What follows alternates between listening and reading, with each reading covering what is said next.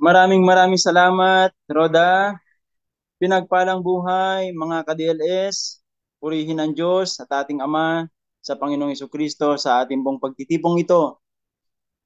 At patuloy na sa tulong ng Banal na Espiritu Santo ay tayo po ay kanyang pangaralan, tayo po ay kanyang punuin, tayo po ay kanyang ihanda na katulad ng nasusulat sa kanyang salita para sa ikatatatag ng kanyang iglesia. At patuloy po, Lord, Banal na Espiritu, punuin mo kami ng iyong mga revelation. Salamat po, Lord God, sa spirit of wisdom, spirit of revelation. Salamat, Lord God, sa iglesia mo, Lord God, na ibinilang mo kami sa katawan mo ito, Panginoon. At patuloy, Lord God, na dalangin namin na ipahintulot niyo po sa tulong niyo, Banal na Espiritu, na magawa namin, magampanan namin ang panawagan mo sa amin, ang pagkapili mo sa amin, upang Lord God, tulad mo Panginoong Hesus ay inyong naparangalan ng Ama dito sa lupa at gayon din naman sa amin ay maparangalan din po namin kayo sa pagganap po namin ng mga ipinagagawa niyo sa amin na siyang layunin bakit po kami may buhay. Itong aming dalangin, pasasalamat at kahilingan sa inyo, aming Ama at Panginoong Kristo Jesus. Amen. Amen. Amen. Praise God. Praise God. Praise God. So muli po, magandang araw po mga ka-DLS. Ako po si Pastor Ben. Ang totoo ko pong pangalan ay mahirap pong tandaan kasi Preben. Uh, Dito po sa Hub of Christ na Gilian. Asawa ko po si Pastor Lynn. At maraming salamat po sa Diyos sa pagkakataong ito, pribileyo na naniniwala ako ang Diyos po ang nagtakda nito. Kasi all things work together for good. May pinuntahan po si Pastor Lynn, na supposedly siya po yung naka-schedule, pero all things work together for good. At hindi po nagkakamali ang Diyos sa kanyang mga ginagawa. Kaya magpatuloy po tayo. At ngayon po ang ating pong tema ay pinamagatan nating God, the Father of Christ. God, the Father of Christ. Okay? So, tanong ko po sa inyo mga anak ng Diyos, sino nga ba ang Ama? Sino nga bang Ama sa atin? So base po sa title, siya po ang Ama ng ating Panginoon. Now, gusto ko lamang pong i-share po yung mga salita ng Diyos para lalo pong maging matibay po yung pagkakilala natin sa ating Ama bilang Ama din ng ating Panginoong Jesucristo. Ang sabi po ng kanyang salita sa John chapter 1 verse 18, ang ginamit ko pong Bible version po ay ang dating Biblia na nagawa po noong 1905. So sino pong naisilang dyan no 1905? So 1905, ano po ito? Bible, ang dating Biblia. Ang sabi po ng John chapter 1 verse 18 sa ang dating Biblia version, walang taong nakakita kailanman sa Diyos. Ang bugtong na anak na nasa sinapupunan ng Ama, siya, si Jesus pong tinutukoy rito, ang nagpakilala sa Kanya. So, maliwanag pong binabanggit mga anak ng Diyos na wala pong taong nakakita pa sa Ama. Wala pang taong nakakita sa Ama. Kung ito binabanggit po ng John 1:18, maliwanag wala talagang nakakita pa sa Ama. Na binabanggit po niya rito na ang Panginoon Jesucristo lamang po ang nakakita. At banggit po niya rito na nagmula po sa sinapupunan ng Ama. So, maliwanag binabanggit mga kapatid ko, hindi lamang po pala babae. Yung ginamit po ng salita rito sinapupunan sa English version po ay bosom. So, ang may kapasidad po na magsilang. Sa bagay, kung ang nilikha nga po ng Diyos ay meron din kakayahan magsilang, mga lalaki na katulad halimbawa ng nilikha po niya seahorse.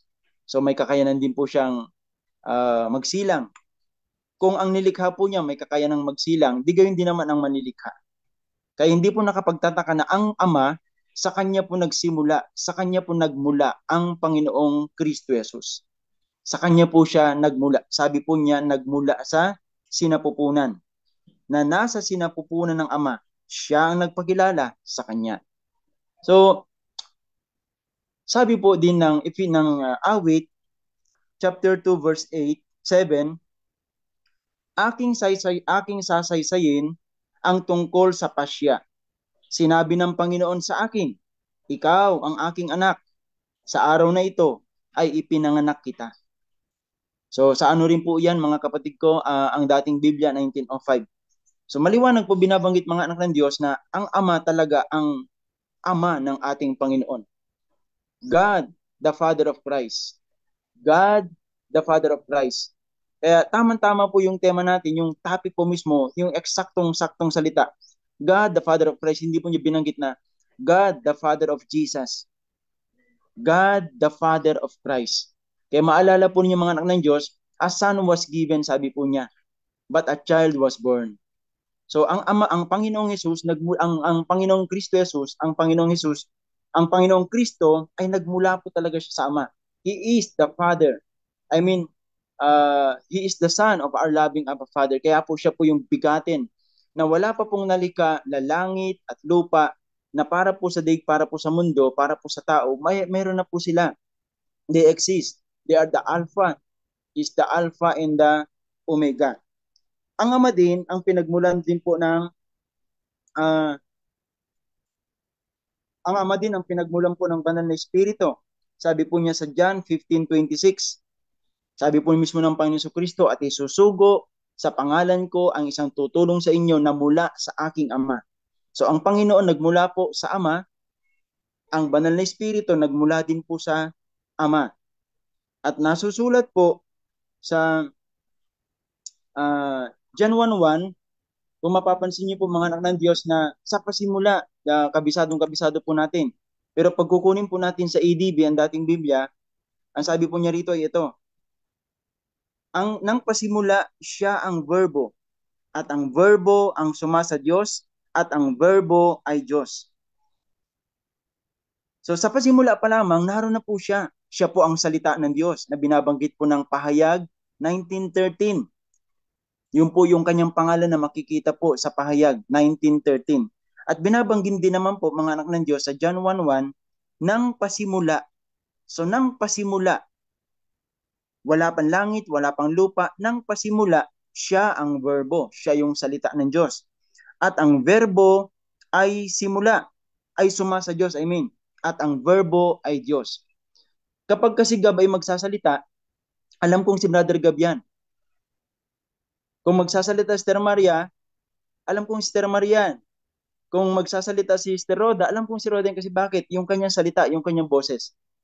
So, ang Panginoon Jesucristo noon, totoong nasa bosom po siya ng Diyos. Nasa bosom siya ng Diyos. Kasi bakit?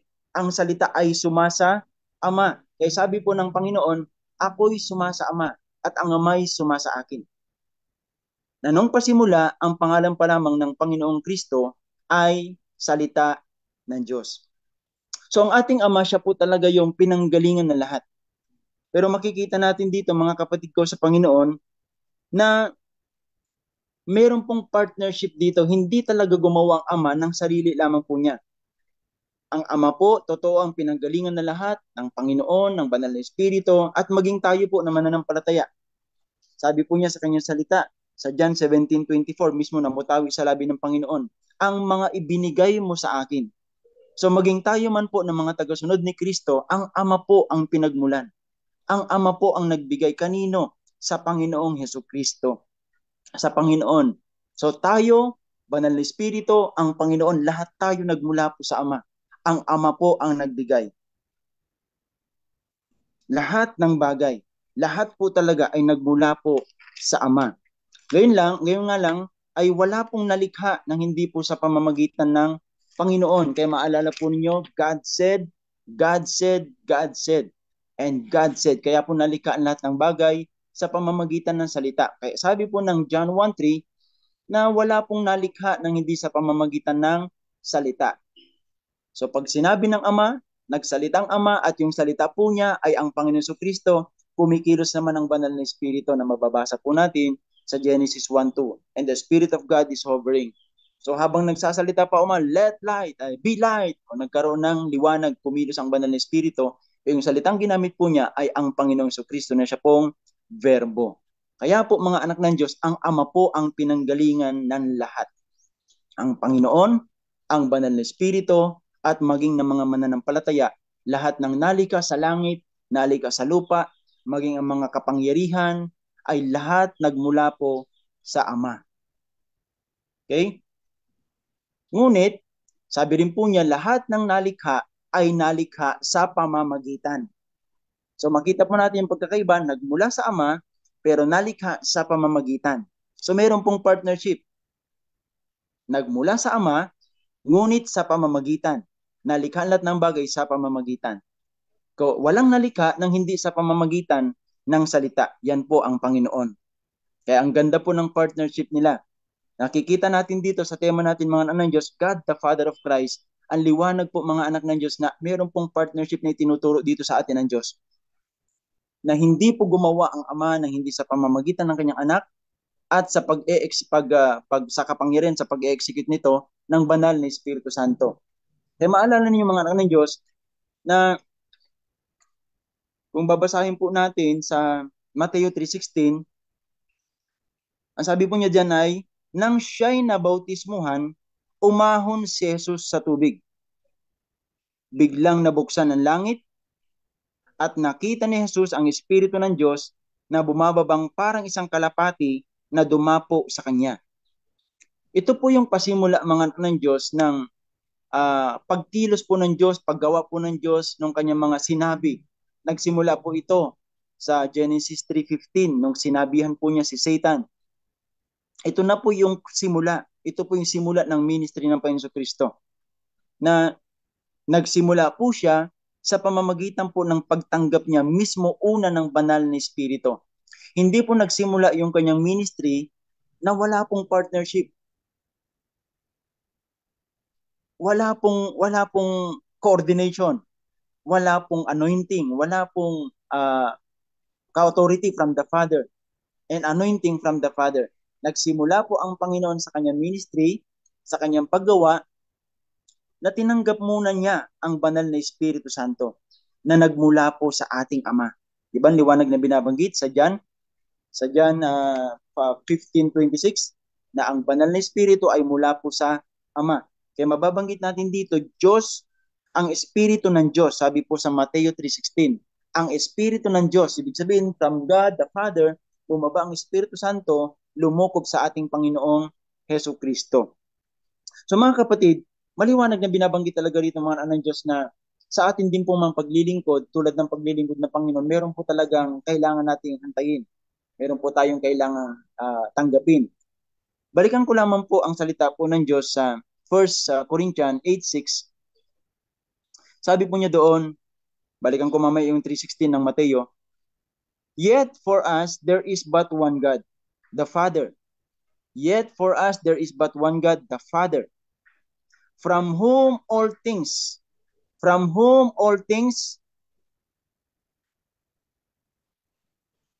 we exist for Him. We exist for Him. From all things and we exist for Him. Sabi niya naman sa sunod na line, one Lord Jesus Christ, by whom, yung una kanina, from whom. Sa Ama, from whom. Sa Panginoong Yesus, by whom. Through whom. By whom are all things, and we exist through Him. Kaya maliwanag mga kapatid ko sa Panginoong Kristo Jesus na hindi talaga gumawa ang Ama ng walang partnership sa anak at wala rin din pong ginawa ang anak na hindi po ito kapahintulutan ng Ama. Kaya po sa Mateo 3:16, hindi po siya nagsimulang gumawa ng wala pong authority from the Father and anointing from the Father. Kaya kailangan niya munang tanggapin ang banal na Espiritu Santo. Now, paano po niya yun natanggap? Bakit hindi niya yung pwedeng tanggapin ng earlier? Hindi ba pwede yon? O nga, bakit kaya hindi pwede? Okay? Kasi sa mga kultura po nila, sa kanila pong batas, sa Levitical law, ay hindi po kasi pwede pong magturo at tawaging rabay ang isang pong tao, isang pong Hudyo, na wala po siyang edad na 30 pataas. 30 or pataas. Kaya naghantay din po ang Panginoon. At ikalawa, bakit kailangan niya pong tanggapin ang banal na Espiritu? Paano po niya ito natanggap? Una, kasi hindi po gumawa ang Ama nang wala po ang banal na Espiritu. Maalala po niyo sa Genesis chapter 1 verse 3, verse 2, and the Spirit of God is hovering every time He spoke, the Spirit worked. And He spoke through the Word, through Christ. And the Spirit worked. So the same with our Lord Christ Jesus. Hindi po siya nagsimula sa kanyang ministeryo nang hindi muna niya kailangan tanggapin ang banal na Espiritu Santo. Now, ang tanong ko po kanina, paano po niya ito natanggap? Natanggap po niya ito sa pamamagitan po ng kanyang pagpapabautismo. Kung hindi po magpapabautismo ang Panginoon Jesucristo, makita po natin napakaliwanag, kailan po niya natanggap? After po niyang mabaptize.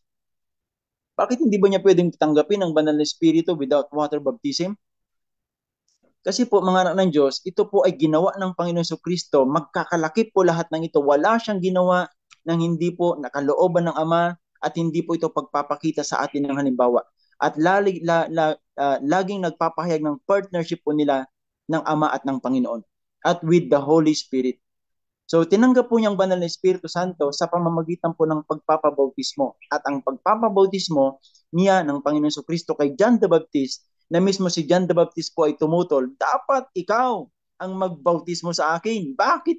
Bakit ikaw ang nagpapabautismo sa akin? Ako dapat, kapsana, ako dapat ang magpabautismo sa iyo. Bakit ikaw pang nagpapabautismo sa akin? Pero sabi po ng Panginoon Jesucristo sa John 3:15, kailangan nating sundin ito. Ito ay ating pagsunod. Kailangan nating ganapin ito, sapagkat ito po ay pagsunod. So maging ang water baptism ni Kristo Jesus na supposedly hindi niya kailangan, pero ginawa niya ito dahil sa pagsunod. At dahil sa kanyang pagsunod, doon po niya natanggap ang banal na Espiritu.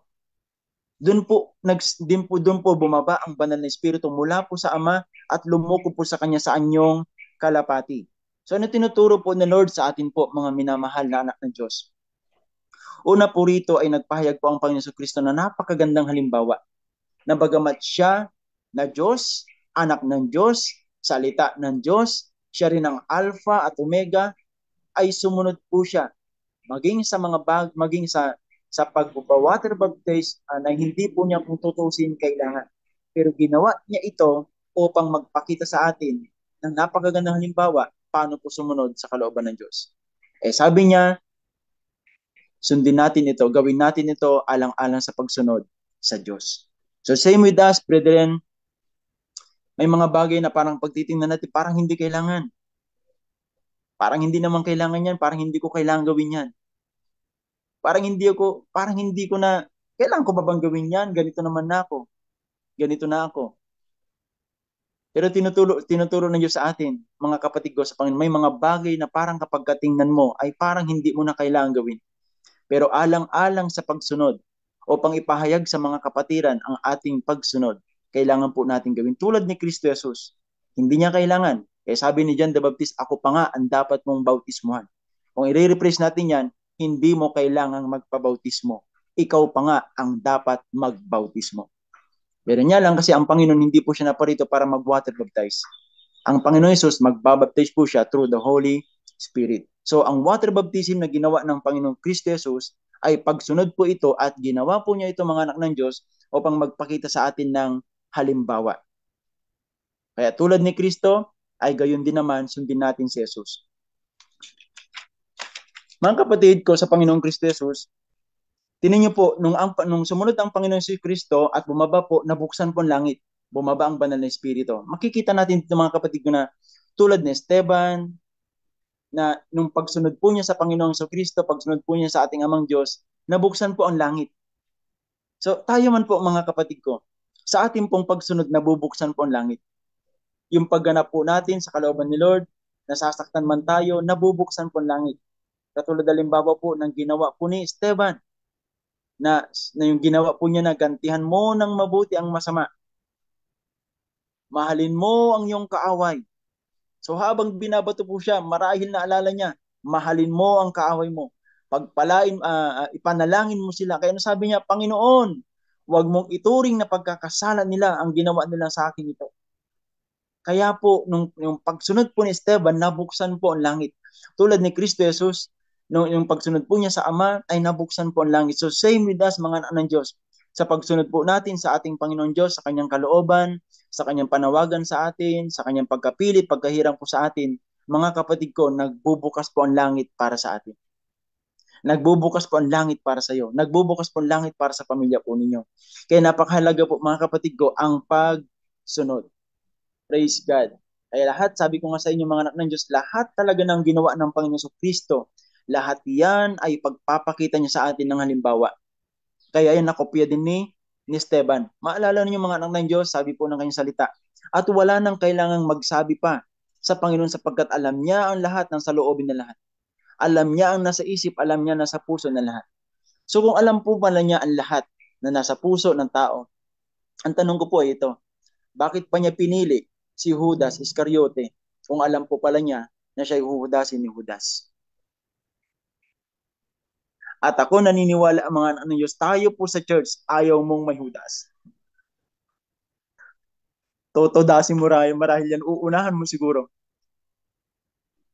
Pero bakit ginawa ito ng Kristo Jesus? Na alam niya naman na si Judas Iscariote, huhudasin siya. Sabi pa nga niya, isa sa inyo na pinapakain ko. Sabi niya sa kanyang salita, isa sa inyo na pinapakain ko mula sa aking palad. Grabe yung mga anak ng Diyos. So bakit po niya ito pinili? Bakit po niya ito ginawa? Now take note mga anak ng Diyos kasi ang sabi po ng iba na kung wala kasi si Judas Iscariote ay walang magsusumbong kung nasan si Kristo. Pag walang nagsumbong kung nasan si Kristo, hindi po may papako si Kristo. Alam niyo sabi ni Kristo Jesus, mamamatay ang anak ng tao. So wala man si Judas Iscariote, talagang mamamatay ang anak ng tao. Talagang maipapako si Kristo Jesus. So bakit pa niya pinili si Judas Iscariote? Pinili po niya si Judas Iscariote, maalala po niyo, hinugasan pa po niya ang kanyang paa. At sabi po niya sa John 13:15, ginawa ko ito upang maging halimbawa sa inyo. Ginawa ko ito upang maging halimbawa sa inyo. So nagawa po niya na pinakain mula sa palad ang kanyang kaaway, hinugasan ni Kristo Jesus ang paa ng kanyang kaaway na maghuhudas sa kanya. At ito pa mga kapatid ko, alam niyang si Judas ang maghuhudas sa kanya, pero alam mong address ni Kristo Jesus sa kanya, ng Panginoon Jesus? Kaibigan. Kaibigan, gawin mo na ang dapat mong gawin. So never niyang inaddress si Judas na kaaway. Never niyang inaddress na grabe ang Panginoon sa Kristo.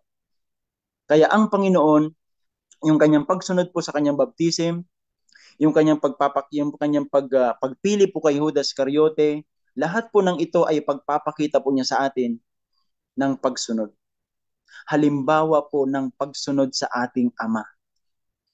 Namamahalin natin, nasusundin natin ang kalooban ng ating Amang Diyos, susundin natin ang salita ng Panginoon, regardless kung sa paningin mo ay parang hindi na kailangan, parang hindi naman necessary yan, parang hindi naman importante yan. Makakapag-pray naman ako sa bahay, bakit kailangan pa ba ang prayer meeting?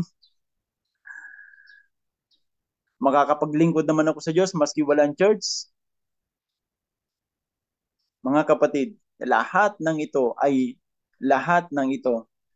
kailangan. Tulad ni Kristo Jesus, kung tutos hindi kailangan, pero ginawa po niya. Si Judas Iscariote, alam niyang manghuhudas sa kanya, pero pinili pa rin niya. Simple lang po mga kapatid. Upang magpakita sa atin ng halimbawa.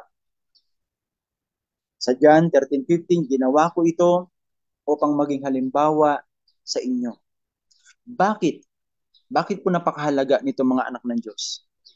Na ginawa ni Kristo Jesus ito na magpakita po siya ng halimbawa sa atin. Kasi mga anak ng Diyos, tayo po ang katawan ni Kristo. Tayo po ng mga mananampalataya, tayo po na tagasunod ni Kristo Jesus, tayo po yung kanyang katawan. Tayo po yung kanyang kinakasangkapan upang ipagpatuloy po yung kanyang nais na ganapin po dito po sa daigdig. Na binabanggit po ng Ephesians 1:23 na tayo po na kanyang katawan, ang kanyang iglesia. Ang iglesia ang kanyang katawan, ng kanyang kapuspusan na pumupuno na lahat ng bagay. At ang kanyang iglesia na kanyang katawan, ang kanyang kakasangkapanin upang ganapin ang kalooban ng Diyos dito sa lupa.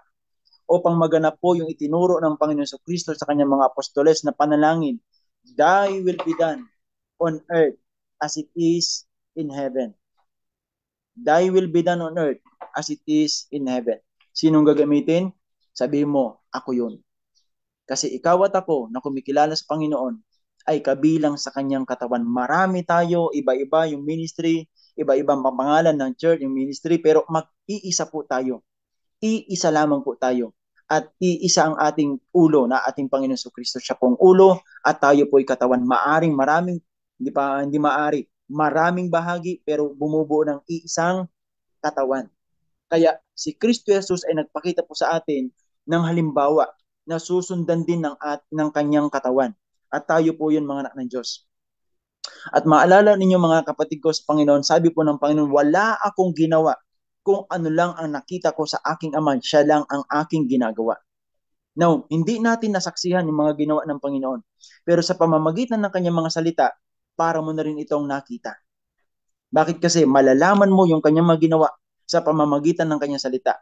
So kung ang Panginoong Jesucristo gumawa siya ng kung ano lamang nakita niya sa ating Ama, same with us as His body and He is the head, gagawa lamang din po tayo sa pamamagitan ng kanyang mga salita. Gagawa din lang po tayo sa pamamagitan ng kanyang mga naging halimbawa din sa atin. Hindi po tayo lalabas sa kanyang salita upang ipahayag natin ang ating pong obedience sa ating Ama na ginawa at nagbigay halimbawa ang ating Panginoong Kristo Jesus. So we as His body, tama po yung salita po niya sa John 4:17 na ang Panginoong Kristo, kung babalikan natin ang Mateo 3:16, at siya'y nabautismuhan, nang siya'y mabautismuhan, umahon si Jesus sa tubig, biglang nabuksan ang langit at nakita ni Jesus ang Espiritu ng Diyos na bumababang parang isang kalapati na dumapo sa kanya. So, mga kapatid ko sa Panginoon, ang pangyayari pong ito ay siya po yung fulfillment po na binabanggit pa sa Isaiah chapter 61, Isaiah chapter 61. E binabanggit po ng Isaiah chapter 61, the Spirit of the sovereign Lord is on me because the Spirit of the sovereign Lord is on me because the Lord has anointed me to preach the good news to the poor. He has sent me to bind up the brokenhearted, to proclaim freedom for the captives and release from darkness for the prisoners. Tingnan po natin sa Tagalog mga kapatid ko sa Panginoong Kristo Jesus. Ang pagbabautismo po ng Panginoon Yesu Kristo na tinanggap po niyang banal na Espiritu, ito po ay fulfillment po ng Isaiah chapter 61. Dito po nagsimula. Sabi po niya sa Isaiah chapter 61 verse 1 onward, ang Espiritu ng Panginoon Yahweh ay sumasa akin sapagkat ako'y kanyang hinirang. Sinugo niya ako upang dalhin ang magandang balita sa mga inaapi, upang pagalingin ang mga sugatang puso, upang ipahayag sa mga bihag at sa mga bilanggo na sila'y lalaya. Sinugo niya ako upang ipahayag na darating na ang panahon ng pagliligtas ni Yahweh. Okay? So, ito po yung fulfillment. Yung Mateo 3, verse 16, fulfillment po ito, mga anak ng Diyos, ng Isaiah chapter 61, verse 1 onward. At actual po ito na binanggit ni Kristo Jesus nung siya po'y nagbasa ng aklat din ni Isaias. Nung siya po'y pumasok sa isang sinagoga, nung pumasok na po sa sinagoga, after po niyang mabautismuhan, after po niyang matempt ng 40 days, 40 nights, actual niya po itong binasa. Sa Isaias, na-prophesy. Sa Mateo 3, verse 16, nagawa. Sa Luke chapter 4, verse 18, binasa mismo ito ni Kristo Jesus, ipinahayag mismo ito ni Kristo Jesus. Basahin po natin sa Luke. Sa Lucas chapter 4, verse 18.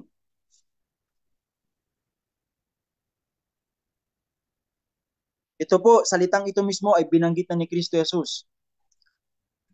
Ang Espiritu ng Panginoon ay sumasa akin, sapagkat hinirang niya ako upang ipangaral sa mga mahihirap ang magandang balita. Isinugo niya ako upang ipahayag sa mga bihag na sila'y lalaya, at sa mga bulag na sila'y makakakita. Isinugo ako upang palayain ang mga inaapi. Wow, hallelujah. Praise the Lord. Praise God, praise God, praise God. So ang Panginoon Kristo, yung pagtanggap po niya sa banal na Espiritu Santo, meron pong dahilan. Upang ang Panginoon Kristo ay ganapin ang kanyang pagkasugo. Yung pinaka-big picture po ng lahat ng ito, mababanggit po namin, mababasa po natin sa Luke 4:43 na ang Panginoon Kristo ay isinugo para sa magandang balita. Ano po yon? Yung paghahari ng Diyos, magandang balita tungkol sa paghahari ng Diyos. Pero sa loob nito, sa likuran po nito, ito po yung laman. Ito yung laman nito, mga anak ng Diyos, na ang Espiritu ng Panginoon ay sumasa akin, sumasa Panginoon, sapagkat hinilang ng Ama ang Panginoon upang ipangaral sa mga mahihirap. Ano pong mahihirap ito, mga anak ng Diyos? Ibig sabihin, hindi kasali ang mga mayaman. Mga anak ng Diyos, binabanggit po rito na mahihirap. Ito po yung walang Diyos sa buhay po niya. Mayaman, bagamat mayaman sa mundo, pero walang Diyos sa buhay po niya. Or mahirap na nga sa mundo, wala pang Diyos, lalong napakahirap. Na binabanggit po ng Luke 12:21. Dukha naman sa paningin ng Diyos. So ito yung tinutukoy po rito, mga kapatid ko sa Panginoon, pangaral sa mga mahihirap ang magandang balita. Isinugo niya ako, isinugo ng mga anak upang ipahayag sa mga bihag na sila'y lalaya. So sino mga bihag na ito, mga anak ng Diyos? Ito po ba yung mga nasa preso, na katulad ng bidinalaw namin po ng last week? Hindi po, ito po yung bihag na mayroon pong pagkabihag na gawa po ng mundo, gawa ng diablo. Isa pong halimbawa dito yung binabanggit po ng Colossus 1:18 na mag-ingat kayo sa mga aral na hindi mula kay Kristo, kundi mula lamang sa mga tradisyon na pamantay ng mundong ito. Mag-ingat kayo na hindi kayo mabihag. So may mga nabihag. Isa pong number 1 yun na pagkabihag, yung pagkabihag sa kasalanan. Ito po yung tinutukoy ni Lord na palalayain po niya. At ako ay umaaming, isa po ako diyan sa mga pinalaya. Una, mula sa kasalanan. Ikalawa, mula sa pagkabulag ko sa mga sari-saring turo na ang akala ko ay kalooban ng Diyos. Kaya sabi po niya, mga kapatid ko, at sa mga bulag na sila yung makakakita. Nabulag ako, isinugo ako upang palayan ng mga inaapi. So sinong mga inaapi? Mga inaapi ng kaaway. Ito po yung layunin ng Diyos. Bakit po siya isinugo ng Diyos at tinanggap niya ang banal na Espiritu Santo? At sa verse 19, at upang ipahayag na darating na ang panahon ng pagliligtas ng Panginoon. So ang liwanag, mga anak ng Diyos, na ang pagtanggap po ng Panginoon ng Espiritu Santo ng Ama, ng Espiritu ng Ama, ay ito po yung pasimula na siya po ay gumanap sa ipinagagawa ng Ama sa Kanya. Na ang pinaka-backbone ng lahat ng ito, pinaka-big picture ng lahat ng ito, ay upang ipalaganap ang paghahari ng Diyos dito sa lupa. Ipalaganap ang paghahari ng Diyos sa mga puso ng mga tao. And ang laman po niyan, ang involved po diyan ay ito, lalaya ang mga bihag, makakakita ang mga bulag, maliligtas ang mga inaapi, palayain ng mga inaapi, ipahayag ang magandang balita sa mga mahihirap. So yun po yung laman sa loob, mga anak ng Diyos. At nangyari po yan, ulitin ko sabihin sa inyo, sa pamamagitan ng pagsunod ni Kristo Jesus. Hindi po nakapagsimula ang Panginoon na ganapin ang mga pinapagawa ng Amang Diyos na ito nang hindi po nagsimula sa pagsunod. So as His body, sabi po ng kanyang salita, may we live, we must live, we must live as He is. Kasi sabi po ng kanyang salita sa 1 John 4:17, as He is in this world, so are we. As He is. Sino pong He? Si Kristo Jesus.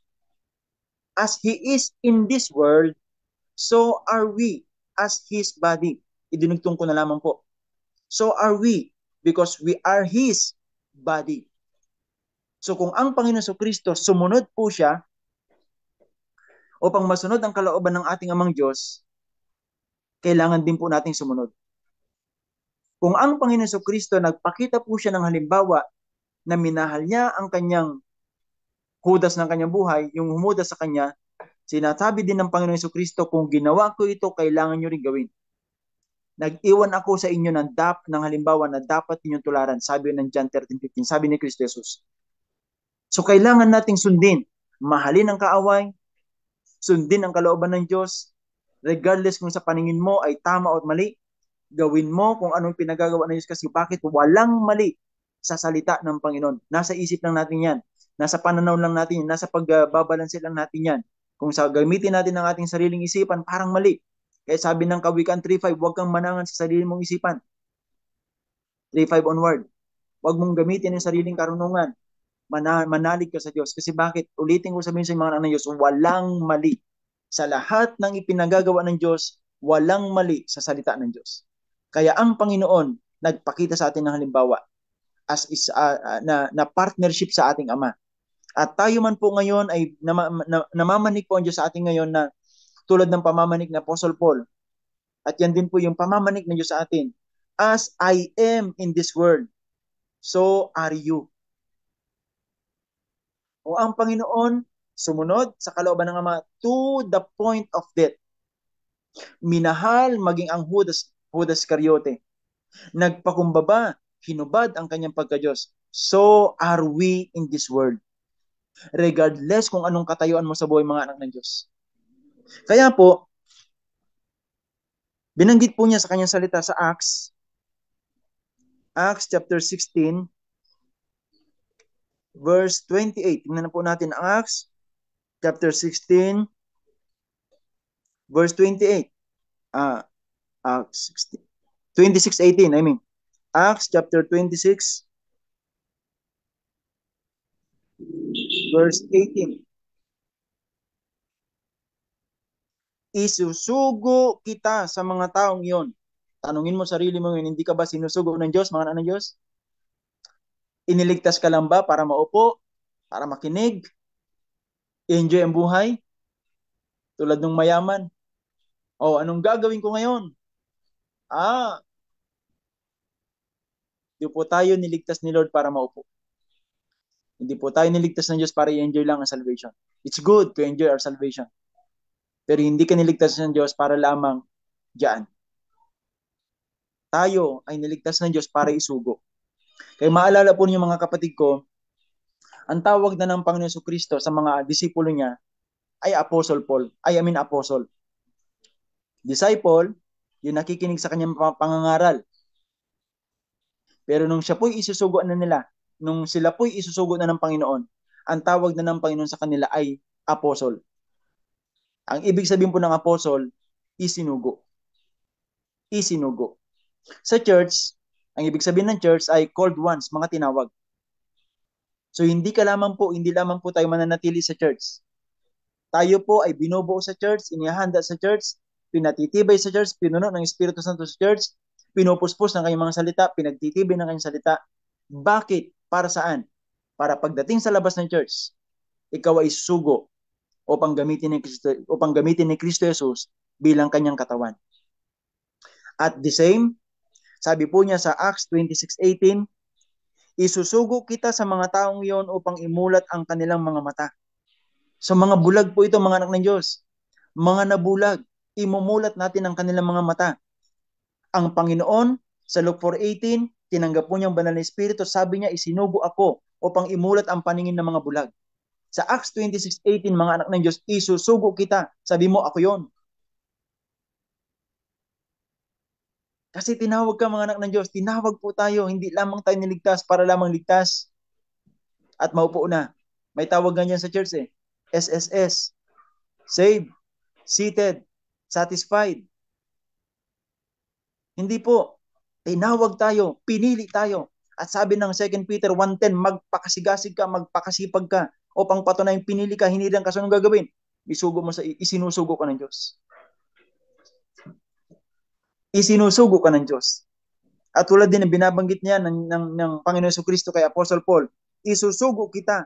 Ngayon, personally, sinasabi rin ng Diyos sa atin, ng Panginoon Jesucristo sa atin, isinusugo kita. Isinusugo ko kayo kasi bakit? Kayo ang aking katawan. Tayo po ang katawan ni Kristo. Ngayon po ay sinusugo tayo. Bakit? Upang imulat ang kanilang mga mata. Mga mata ng pangunawa ng tao. Ito po yung binabanggit po mga anak ng Diyos sa 2 Corinthians 4:4 na binulag po sila ng kaaway ng Diyos sa sanlibutan ito. Binulag sila. Kaya kailangan nating ipangaral ang magandang balita upang maimulat muli yung kanilang mga paningin, yung kanilang pangunawa. Maimulat yung kanilang pangunawa. Kasi nabulag na sila na binabanggit na binabanggit sa 2 Corinthians 4:4. Kung ang gawa ng kaaway mambulag, ang gawa din naman natin bilang sinugo at katawan ni Kristo Jesus magmulat ng paningin. Kaya sa biyaya ng Diyos, sa tulong ng banal na Espiritu Santo, ay magagawa po natin ito. Katulad ng nangyari po sa amin. Katulad ng nangyari sa atin. At nangyari po yan na tayo po naimula sa ating mga paningin. Dahil may mga isinugo, may mga nagpakakatawan, may mga willing na maisugo, may mga willing na nagsacrifice. Kaya po tayo ay naimulat sa ating pagkabulag, napalaya mula sa ating pagkabulag. Naimulat po yung ating mga paningin. Makikita nyo ba mga anak ng Diyos, nandyan po ang ating mga pamilya, mga magulang, mga kapatid. Kaya kapag hindi po tayo magpapakasipag, magpapakapursigi, sino magmumulat ng kanilang mga paningin? Sino magmumulat ng kanilang mga mata? May enjoy ba man na nakikitang sila yung mga bulag? Masakit kaya yun sa puso mga anak ng Diyos? Masakit sa puso na nakikita natin yung mga mahal natin sa buhay na namumuhay na mga mangmang na binabanggit ng Ephesians 5:15. Namumuhay na mga bulag na binabanggit ng 2 Corinthians 4. Kaya tayo pinili, kaya tayo hinirang upang isugo ng Diyos sa kanila na sa pamamagitan ng mga buhay natin ay maimumulat ang kanilang mga paningin. Kaya sabihin mo talaga sa sarili mo, magpakasipag ka, magpakasigasig. Sinasabi ng 2 Peter 1:10, magpakasipag tayo, magpakasipag tayo, magpakasipag tayo. Ibalik sila sa kaliwanagan mula sa dilim.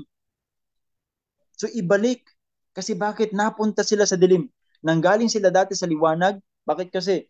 Ang totoo naman, lahat naman tayo anak ng Diyos, napadilim lang, nagkasala lamang. Dati tayong kabilang sa liwanag, napunta nga lang sa dilim.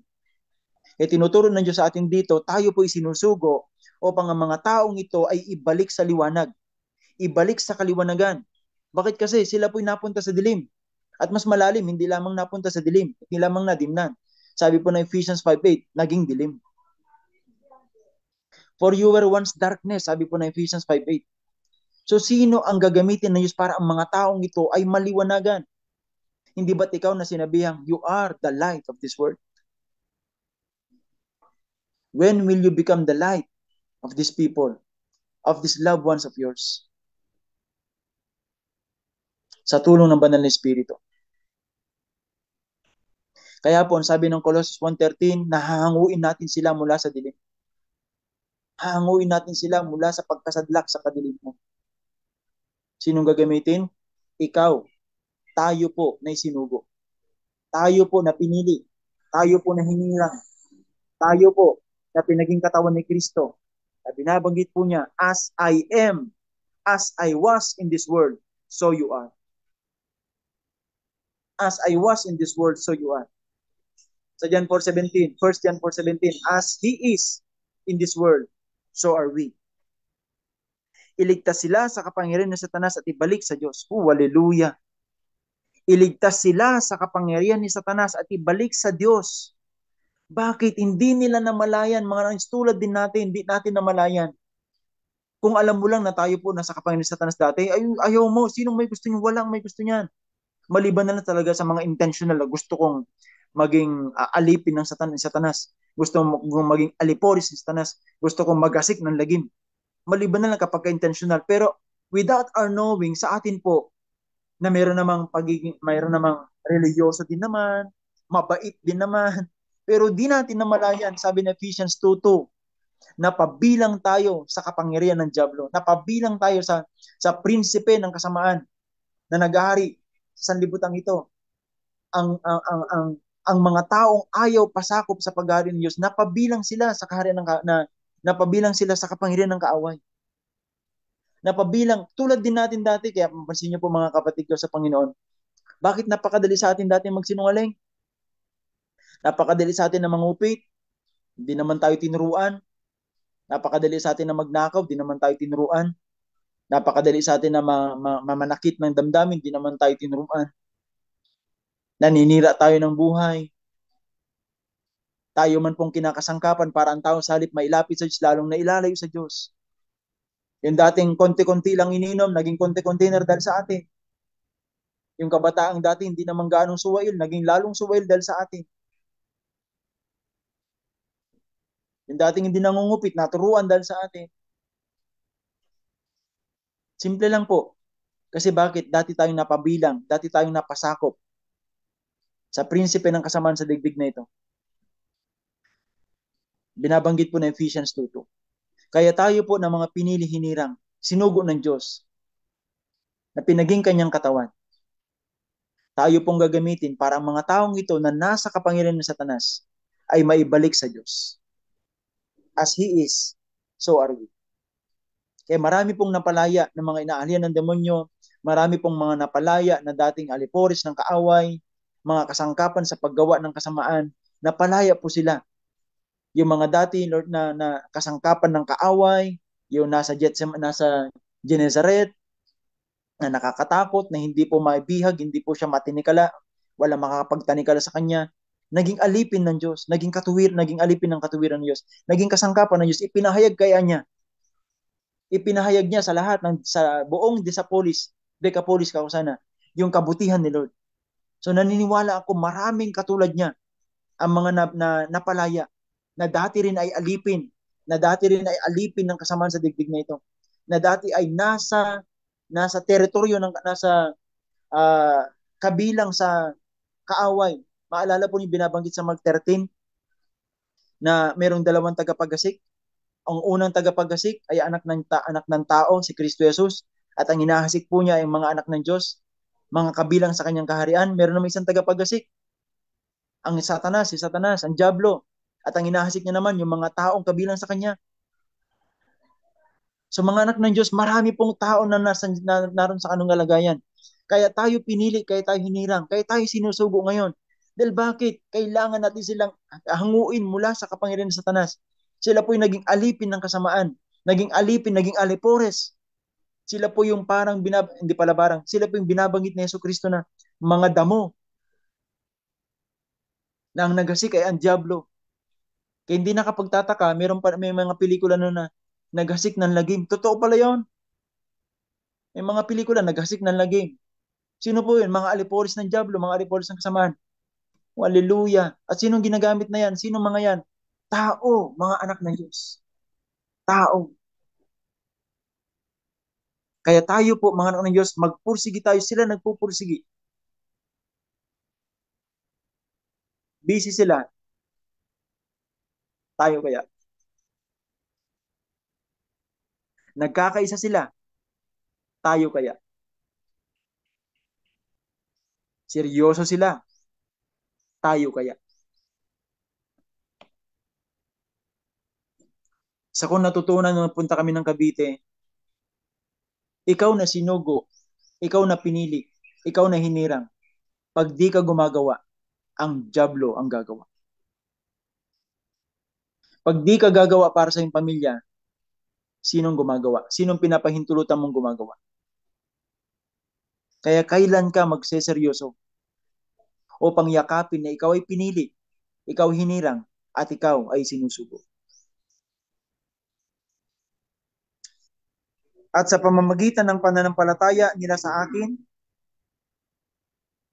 sa Acts 26:18 pa rin po tayo mga anak ng Diyos, ililigtas sila sa kapangyarihan ng Satanas at ibalik sa Diyos, at sa pamamagitan ng pananampalataya nila sa akin, sila'y patatawarin sa kanilang mga kasalanan at sila'y mapapabilang sa mga taong pinaging banal ng Diyos. Oh, hallelujah. Praise God. Praise the Lord. Praise God. Tayo po, sa pamamagitan ng mga buhay natin, marami pong magpapasalamat sa Diyos kasi bakit? Umabot sa kanila ang kapatawaran ng Diyos. Hindi umabot sa atin ang kapatawaran ng Diyos na walang isinugo. Huwag mong itulot na tumigil sa iyo.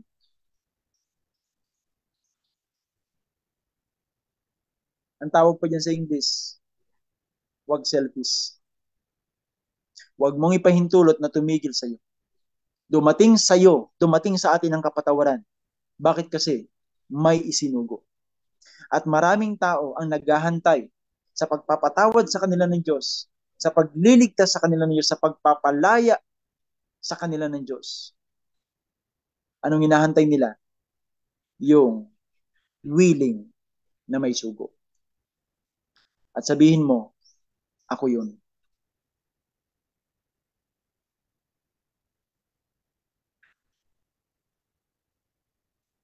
Sabihin mo, ako yun. Sige po, sabihin mo sa iyong puso, ako yun. Lord, ako yun. Ako po, Lord, ang isusugo mo. Pinili mo ako, hinirang mo ako, isugo mo ako. Bakit? Mga kapatid, sa buhay natin sa mundong ibabaw, walang neutral. Ano ibig ko sabihin walang neutral? Dalawa lang ang pwedeng gumamit sa buhay natin. Maalala niyo sa Ephesians 2:2? Dati, sabi niya, ibig sabihin, mga taong dating ang gumagamit sa kanila ay ang diablo. Ngayon, ang gumagamit na sa kanila ay ang Diyos. So, dalawa lang pwedeng gumamit sa buhay ng tao. Ipagamit mo ang buhay mo sa Diyos o ipagamit mo ang buhay mo sa kaaway ng Diyos. Walang neutral, mga anak ng Diyos. Kaya hindi tayo pwedeng hayahay. Hindi tayo pwedeng hayahay. Okay na ako, okay na ako, okay na ako.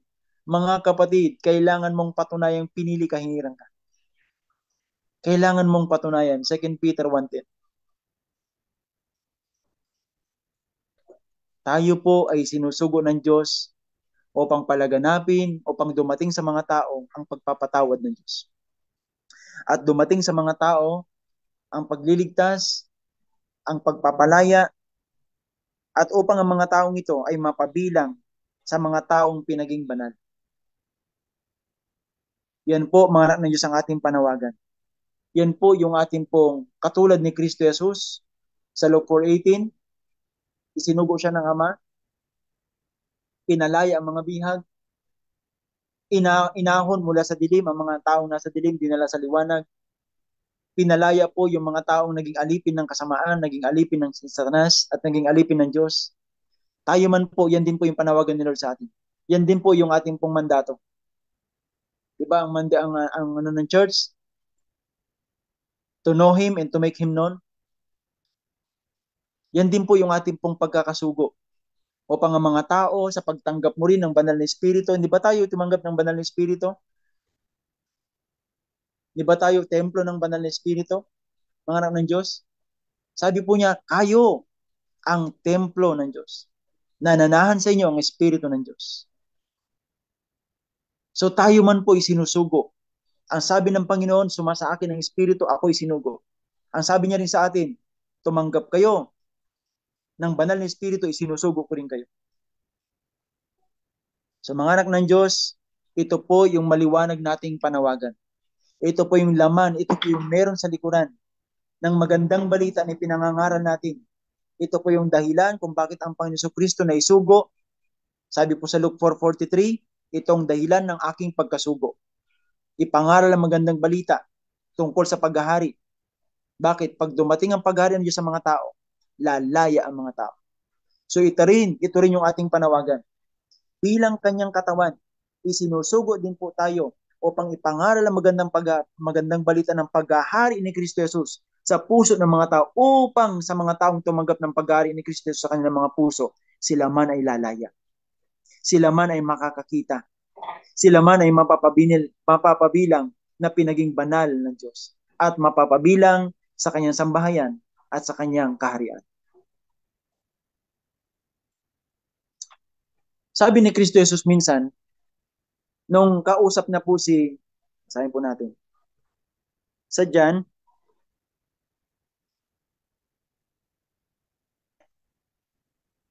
chapter 20, nung kausap po niya rito si Maria, chapter 20, verse 17. Simulan natin sa 16. Maria, sabi ni Jesus. Humarap siya at kanyang sinabi sa wikang Hebrew, Rabboni, na ibig sabihin guro. Sabi ni Jesus, huwag mo akong hawakan sapagkat hindi pa ako nakakapunta sa Ama. Sa halip, pumunta ka sa aking mga kapatid at sabihin mo sa kanila na aakyat ako sa aking Ama, na iyong Ama. Aakyat ako sa aking Ama, na inyong Ama. Aking Ama, na inyong Ama. Aking Diyos, na inyong Diyos. Wow. So yung title ng Panginoong Kristo na Begotten Son.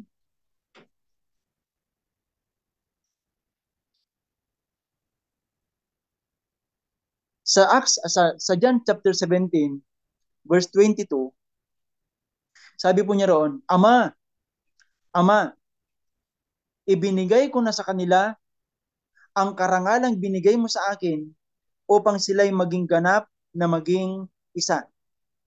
Balikan natin. Ama, ibinigay ko na sa kanila ang karangalang binigay mo sa akin. Ano kaya ang karangalang yon?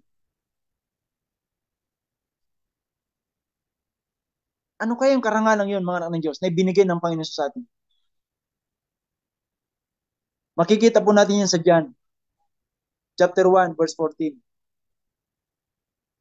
Nang siya'y naging tao, ang salita'y naging tao, sabi ng sumulat po ng John, at nakita namin ang kanyang kalwalatian, ang taglay niyang kalwalatian, ang taglay niyang karangalan, ang karangalan ng pagiging bugtong na anak. Hallelujah. Ano pong ininvest ni Kristo Jesus upang tayo po lubos na magkaisa tulad po ng Ama at ng Panginoon na iisa? Wala silang ginawa nang hindi sa partnership, at tayo man po ngayon bilang kanyang katawan, kung gusto ni Lord na tayo man po magkaisa. At anong ininvest ni Kristo Jesus? Sabi niya sa John 17:22, Ama, ibinigay ko na sa kanila ang karangalang binigay mo sa akin upang sila'y maging ganap na maging isa. Ganap na maging isa tulad mo at ako na iisa. Ano po yung karangalan yun na kanyang binigay? Karangalan ng pagiging bugtong na anak. Kaya po, dito po sa John 20:17, hindi na lamang po siya yung maaari tumawag ng Ama, Ama ko. Kundi sabi niya, aking Ama na inyong Ama. Kaya po mga anak ng Diyos, yung binanggit po niya mga anak ng Diyos na sa John 17:22, na ibinigay ko na sa kanilang karangalan binigay mo sa akin. I-correct niyo po ako kung namali po ako. Wala na pong nabanggit o claim niya na ang Panginoon Jesus ay begotten Son. Hindi na po claim ng Panginoon na siya po ay begotten Son. Yung karangalan ng begotten Son. Karangalan ng the only Son. Bakit kasi? Ipinamigay niya na ito sa atin. Ibinigay niya na ito sa atin upang tayo man ay maging isa. Na kung paano si Kristo Jesus tumatawag sa kanyang Ama, Ama, tayo man po ngayon ay nakakatawag ng may kalayaan, nang nagtetestify ang Espiritu mismo ng Ama na ibinuhos sa atin sa pamamagitan ni Kristo Jesus. Makakatawag din po tayo sa kanya ng Ama, Ama ko. Hallelujah. Pumalakpak ang mga anak ng Diyos. Praise you, Lord Jesus. Praise you, Lord Jesus. Salamat sa napakalaking sakripisyong ginawa po ninyo. At salamat, hindi lang kayo nagsakripisyo sa iyong buhay, meron ka pa pong ibinigay. Sinakripisyo po ninyo, Lord Jesus, ang iyong pong karangalan. Binigay mo po ito sa amin. Yung karangalan ng pagiging bugtong na anak. Nang iyong intention, Panginoon Kristo, Lord, ang intention po ng ating Panginoon para sa ating mga anak ng Diyos, tayo po'y magkaisa. Tulad ng Ama at Panginoon na iisa, gusto man din po ng Panginoon na tayo po'y magkaisa. At hindi biro yung kanyang binigay. Sinacrifice po niya yung begotten Son. Yung karangalan ng pagiging begotten Son. Na binabanggit po ng John 1:14.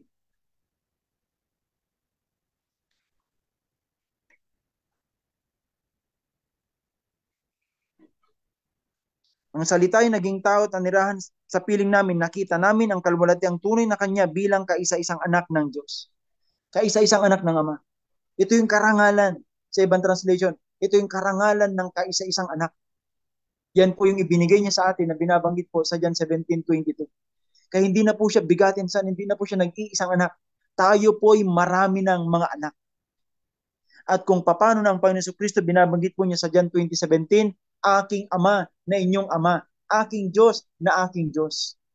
So tayo po ngayon mga anak ng Diyos ay anak na po ng ating amang Diyos. At tayo po ay may kalayaan na mayroon na pong kagalakan na mismo ang banal na Espiritu Santo ng Ama na ibinuhos sa ngalan ni Kristo Jesus ang nagtetestify sa puso natin, nagtetestify sa Espiritu Santo, Espiritu natin. Tayo po ay anak ng ating Ama. Kaya po mga anak ng Diyos, ang nireveal po sa akin ng Diyos sa topic na ito, na God, the Father of Christ. Ito po yung in-inspire ng Diyos sa akin mga anak ng Diyos. God, the Father of Christ, brethren. God, the Father of Christ, brethren. Hindi na lamang po si Kristo ang may karapatan at may kalayaan at may kagalakan tumawag sa ating Ama ng Ama. Dahil sa buhay ni Kristo Jesus sa kanyang pagsunod sa atin, na ibilang tayo ngayon. Sa pagtanggap natin, sinalok niya sa kanya, napabilang po tayo ngayon na binigyan ng karapatan na pinaging mga anak ng Diyos. At tulad ni Yesu Kristo, tayo man po ngayon ay may kalayaan na tumawag sa ating Ama, Ama, Ama ko. At tulad ni Kristo Jesus, pinarangalan po niya ang ating Ama sa pamamagitan ng pagsunod niya sa ating Ama. Sabi ng Panginoon Kristo, Ama, Ama, pinarangalan ko ang pangalan mo dito sa lupa sa pamamagitan ng pagganap ko ng mga ipinagawa mo sa akin. As He is, so are we. As He is, so are we. So ang buhay din po natin, gamitin natin, gugulin natin, hanggat tumanda tayo, mga namin, hanggat nabubuhay tayo, nasa puso mo, alam mo, Ama ko, pagdating ng panahon, na isusuli mo ng buhay mo sa ating Ama, sasabihin natin, Ama ko, sa tulong niyo, banal na Espiritu, sa iyong ngalan, Panginoon Jesucristo, pinarangalan ko ang iyong pangalan dito sa lupa. At sasabihin ng Panginoon Jesucristo sa atin, well done, my good and faithful servant. Mga kapatid, ito po yung maliwanag na panawagan na ng Diyos sa atin. Isinusugo talaga tayo mga anak ng Diyos to do His will. Ito po yung buhay na natin. Kaya sabi ni Apostle Paul, hindi na ako nabubuhay, kundi si Kristo Jesus na nabubuhay. Na walang ibang kalooban, kundi ang kalooban ng Ama. Na wala siyang ginawa na kung hindi lamang nakita niya sa Ama. At sabi niya, na sinugo ako ng Ama upang ganapin ang kanyang kalooban at tupdin ito at tapusin ito.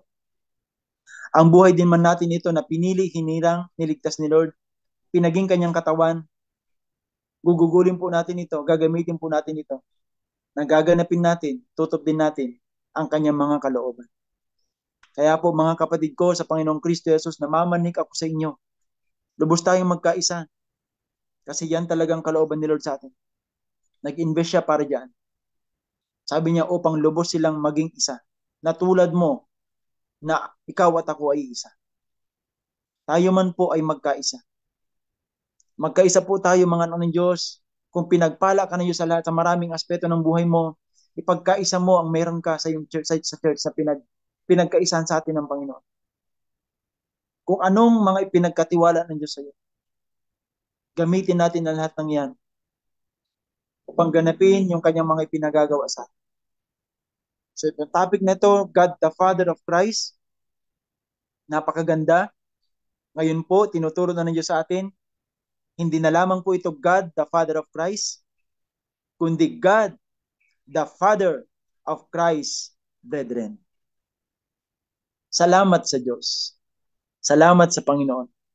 Patuloy po, dalangin ko sa mga anak ng Diyos, sa mga kapatiran ko ngayon po ay nakakonect po sa daily life sharing, sa mga kaabangers, na tulad ng pamumuhay ni Kristo, gayon din po tayo. Na wala siyang ibang hangarin kundi kalooban ng Diyos. Wala siyang ibang hangarin kundi kalooban ng Diyos. Sa lahat ng aspeto ng ating buhay, yan din po ang maging hangarin natin. Bakit po tayo papasaganain? Bakit po tayo iniingatan? Bakit po tayo pinalalakas? Bakit po tayo pinagpapala? Bakit po? Simple lang. Upang ganapin ang ipinagagawa niya sa atin. Bakit? Tayo po ay kanyang ama. Tayo po ay kanyang mga anak. Ang ama ay ating ama at ang ating gagawin ay kung ano lamang din ang nakita nating ginawa ng Panginoon Kristo sa pamamagitan ng kanyang salita. Kaya po, pagpalain po kayo ng Diyos, mga minamahal, mga tapat na lingkod, mga pinaging katawan ni Kristo Jesus, na pinili at hinirang ni Lord. At ulitin ko sabihin sa inyo mga kapatid ko sa Panginoon, sa 2 Peter chapter 1,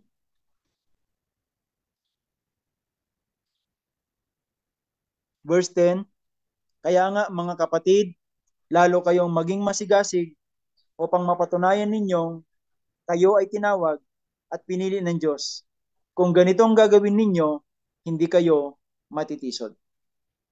Praise the Lord. Praise the Lord. Purihin po ang Diyos. Pagpalain po ng Diyos ang kanyang katawan. Palakasin ang kanyang katawan. At patuloy po na sa kanyang katawan na binubuo ng mga pamilya ay patuloy na laganapan ng kanyang paghahari ang mga pamilyang ito. Aming Diyos, dumadalangin kami, humihiling po kami, Lord God, na puspusin mo kami na lahat ng mga kaloob ng iyong banal na Espiritu.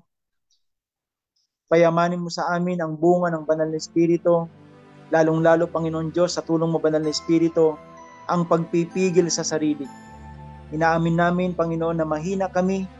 Salamat, ibinuhos mo sa amin ng iyong banal na Espiritu upang makasunod kami sa iyong kalooban. At sa panawagan mo at pagkapili mo sa aming mga buhay, tulungan mo po kami, Banal na Espiritu Santo, na kami po ay maging masigasig upang mapatunayan namin kami pinilit hinirang at upang ipahayag na kami nga po ay mga anak ng Diyos na walang ibang mithiin sa daigdig na ito at sa buhay na ito, kundi ang ganapin ang ipinaggagawa ninyo sa aming buhay, aming Ama. At ito ay tapusin. Darating ang panahon, we will die empty. We will die empty. Kasi naganap namin ang mga ipinagagawa nyo sa amin. Salamat po, Ama, at aming Panginoon Kristo, Lord God, sa lahat ng mga salita po niyo ito na naghayag kung sino po kayo, Ama, at kung anong kalooban mo sa buhay namin, kung anong panawagan mo sa buhay namin. Salamat po, Lord God, na ipinaunawa mo maging saan patungo ang buhay na ito at anong layunin, bakit kami nabubuhay pa ng pansamantala sa daigdig na ito. Pagpalain niyo, Panginoon namin Diyos, ang buhay ni na Pastor Dong, Pastor May, lahat po, Lord God, ng kumakatawan ng DLS, na yung kinakasangkapan, Lord God, upang palaganapin ang yung paghahari sa maraming buhay, maraming tao, at upang palayain ang maraming bihag, imulat ang maraming bulag, hanguin ang maraming nasa dilim, maging, Lord God, ang mga pastor at maging mga member na mga leaders ng bumubuo po, Lord God, ng Hub of Christ at maging sa kabuuan ng iyong katawan, Panginoong Kristo Jesus. O Panginoon namin Diyos, patuloy mo kaming patatagin. Patuloy mo kaming palakasin upang magawa namin at maganap namin ang mga ipinagagawa mo po sa amin.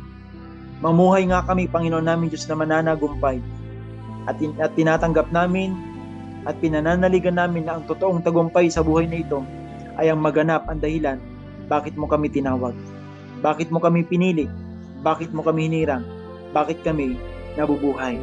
At ang sabi na yung salita, nabubuhay kami dahil sa inyo, sa pamamagitan nyo at para po sa inyo. Marami pong salamat sa buhay. Purihin po kayo, aming Amang Diyos, sa lahat po na yung kabutihan, katapatan at kadakilaan. Salamat maging sa pagkakataong itong kinasangkapan mo ako, aming guro, Banal na Espiritong ipahayag ang mga salita niyo, Panginoong Hesus, at ipahayag ang laman ng iyong puso, o aming Amang Diyos. Salamat po. Patuloy ka pong mahayag, patuloy ka pong madakila, patuloy po kayong maparangalan sa pamamagitan ng iyong katawan, Panginoong Kristo Jesus, sa mga buhay namin na iyong mga anak, Ama. Sa pangalan mo po, Panginoong Kristo Jesus. Amen. Amen. Amen. Praise God. Praise God. Praise God.